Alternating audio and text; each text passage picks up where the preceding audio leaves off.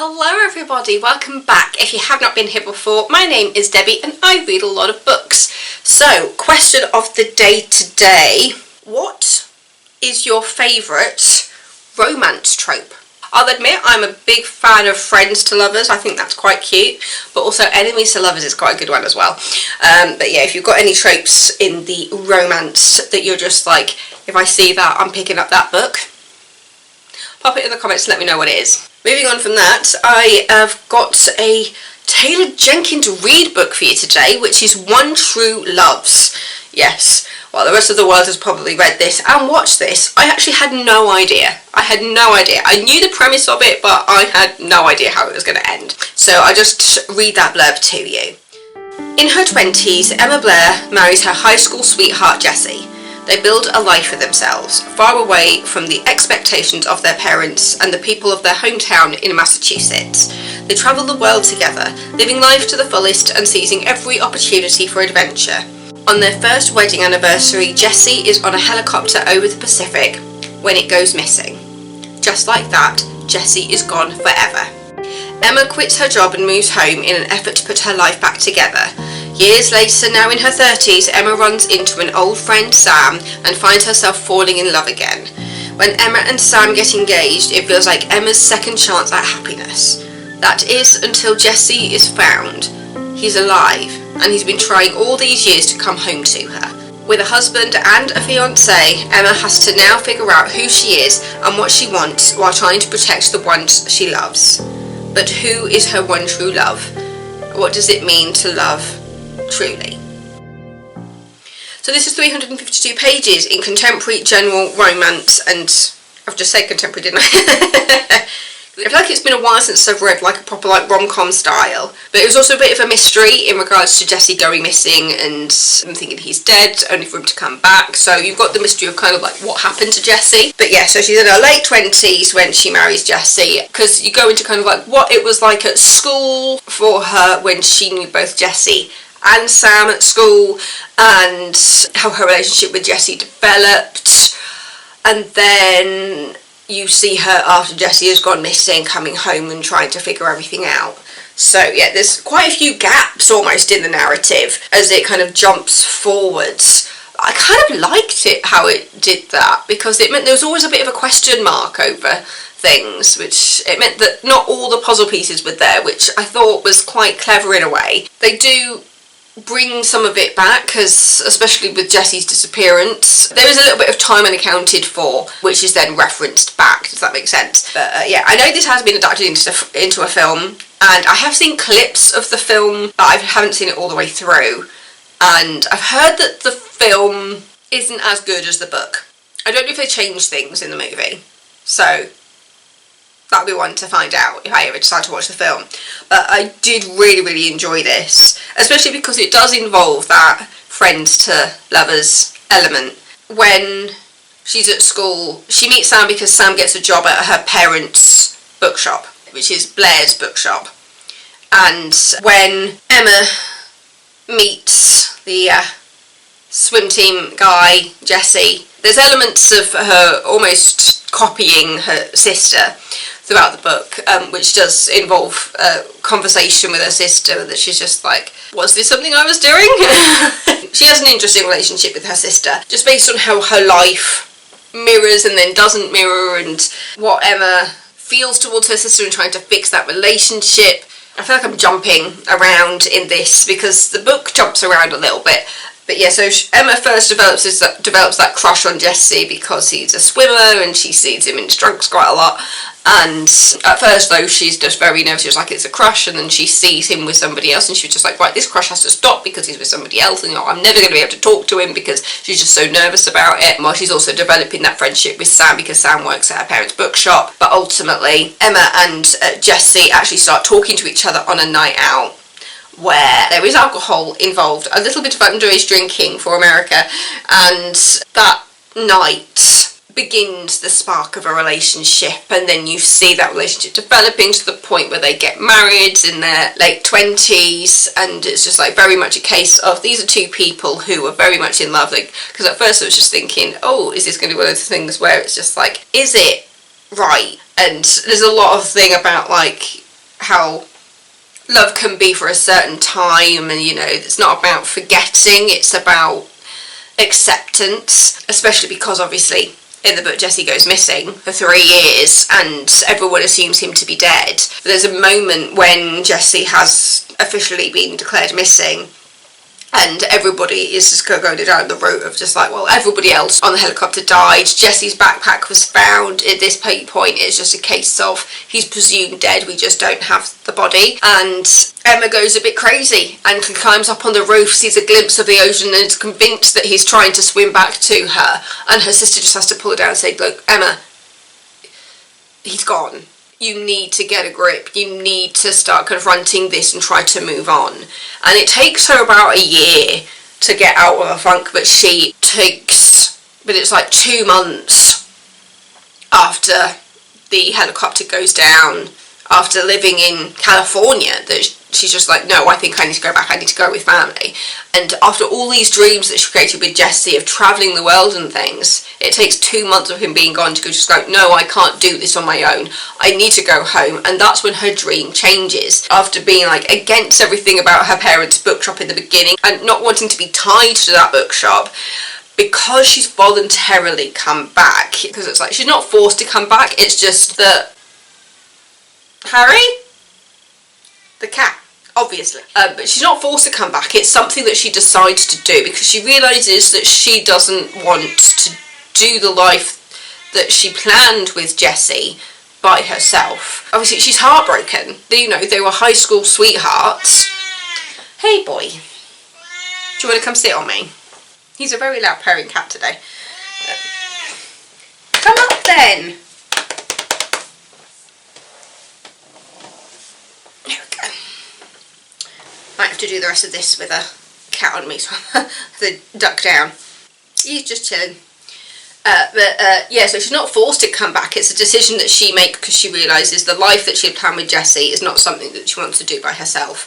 And also, she is heartbroken, she is grieving. It's seeing her going through her grief is just, as somebody who has been through a lot of grief, I ended up in grief counselling as how much grief I have gone through. It was one particularly shitty year where we just lost a lot of people, but I did find out that some of my issues in regards to how I was handling my grief actually went back to the death of my grandma in 2012. Yeah, just seeing her grief, and I just felt so much for her dealing with that and trying to figure out a way to move on, because I can only imagine how difficult it is to lose a partner like that, especially because it was on their first anniversary. He was flying on their first anniversary and they were going to celebrate when he got back.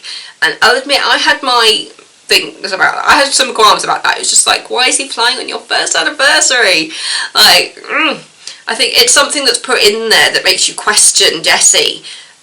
But ultimately, when she does get the news that he's come back and she sees him for the first time, it's just like, it's kind of like when you had to go for a long time without seeing a friend, and then when you catch up, it's just like no time has passed at all. That's how it feels to her when Jesse comes back. She was just like, I went through these 3 years of grieving, and obviously she's still in love with him, but because she thought he was dead, she grieved him and moved on, and she feels incredibly guilty about that, especially because of that moment on the roof where she's like, he's swimming back to me, and her sister was just like, you need to deal with this. There's even a conversation between her and her sister where her sister was there going, I feel bad about telling you that he wasn't coming back because you knew. And it was just like, but she was going through such a dark moment. She was in such a dark hole that she couldn't get out of. She needed somebody to pull her up. And yeah, so it's just so much about grief and love, and how when you do lose somebody, how that love doesn't go away. It's always there. You just learn how to deal with it, and you learn how to grow. Because it's just like, there are so many times when I think about the people that we have lost in my family, and thinking about what it would have been like if they were still here, and meeting my niece and things, because like none of my grandparents are alive to see that, and just imagining what my grandparents would have been like with my niece, but then also knowing that they're looking after the little one that we did lose in the family. And I'm going to get emotional now, but yeah, just seeing all that about how grief is handled by somebody, and how she comes to terms with Jesse coming back. And then ultimately in this book, it's also about like choosing who she wants to be with now, because when Jesse comes back, all I could think was, this man needs therapy.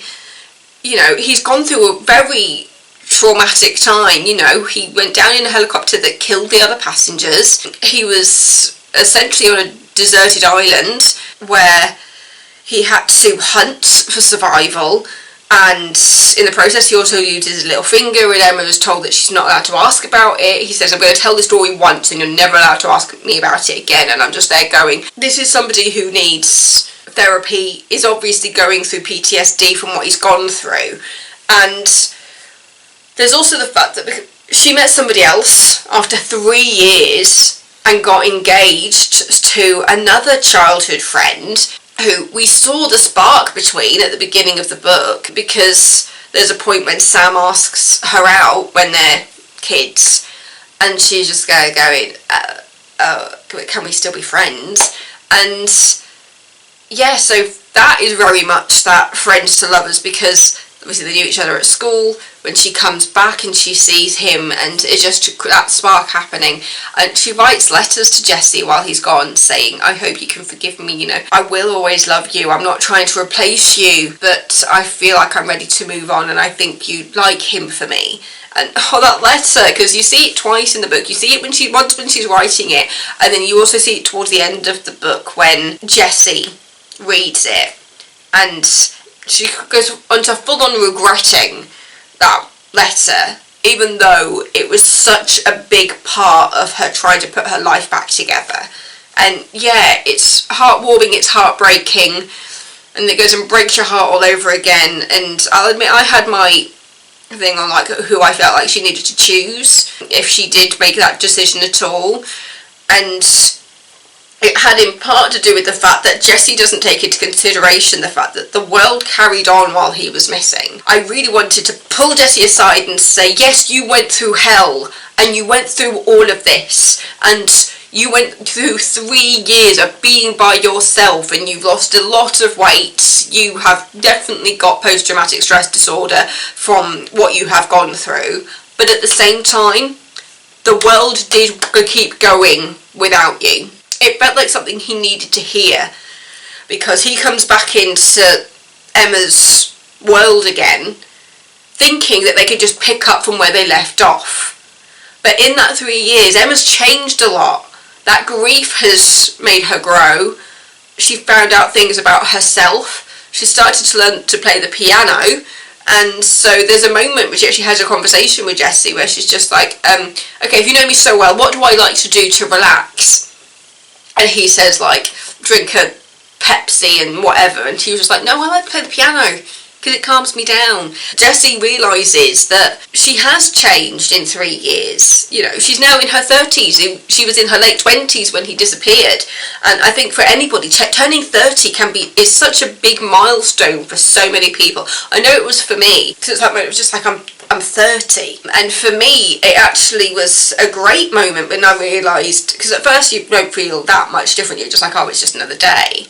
And then for me, I actually in my 30s became the most me I've ever been, because when I can look back on who I was when I was 25 and just think, I know I'm such a different person.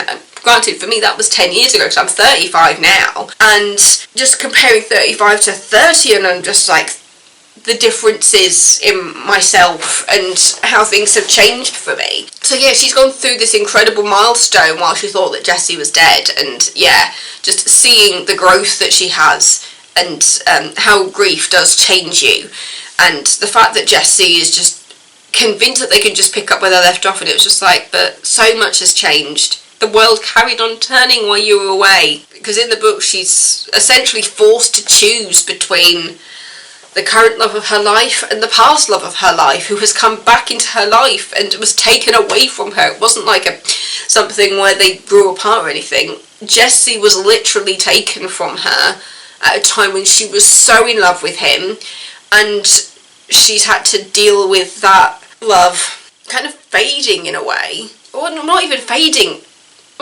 It faded into the background, and when she saw him again, it came back to the surface again. Yeah, I just thought it was a beautiful book, talking about how you can have more than one true love in your lifetime, and I just thought that was beautiful. I'm just turning into a mushy mess. I don't read rom-coms as much anymore. I think the last rom-com that I read actually left me feeling really, really frustrated because it just wasn't as romantic as it had been presented to be. But yeah, with this, just because you see her coming to terms with herself and how much she has grown, and realising that her relationship with Jesse may have just been for then. And yeah, so I had my preferred person who I wanted her to be with, just based on the growth that she had in those 3 years. But yeah, I loved it. It was beautiful. I did it in a couple of days, I must admit. I just, on the sofa last night after eating my dinner, was just like, right, I've got about 100 pages left of this book. I'm going to do it. And I did. I just stayed on the sofa and just read to the end. And at the end, I just had tears in my eyes. It's heartwarming. It breaks your heart over and over again. But ultimately, it was gorgeous and beautiful. So, yeah, One True Loves by Taylor Jenkins Reid. If you have not read it, I do recommend it.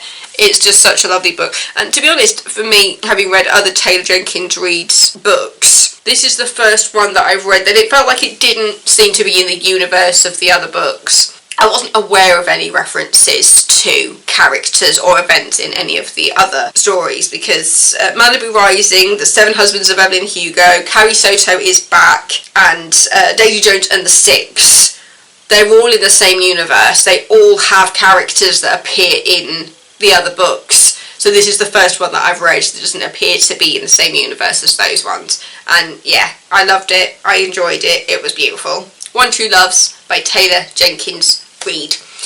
You have to admit, she writes a good book, does this woman? Yeah. So thank you so much for watching. Don't forget to subscribe if you're not already. And as I repeat my question of the day, what is your favourite romance trope? As I said, mine is friends to lovers, which fit perfectly with this book, because that is what Emma and Sam's story is in this book. It's friends to lovers, and I just loved it. Because I think it's also because a friends to lovers trope also has a good friendship at the foundation, and I just find that it's like the reason that Chandler and Monica were the it couple for me from Friends. I loved the friends to lover relationship, and I think, as with a lot of people nowadays, a lot of people find that Ross and Rachel are actually rather toxic for each other. And I think in regards to Friends, Ross and Rachel is the relationship that will definitely break up after the last page, if that makes sense. Obviously, in the case of that, it wasn't a book, but it was just like, this is a couple that probably would not have made it after the show ended. But Chandler and Monica are forever. Rest in peace, Matthew Perry. I still miss you so much. Yeah, One True Love, Taylor Jenkins Reid, and I will see you next time with another video. Stay safe. I love you all. Goodbye.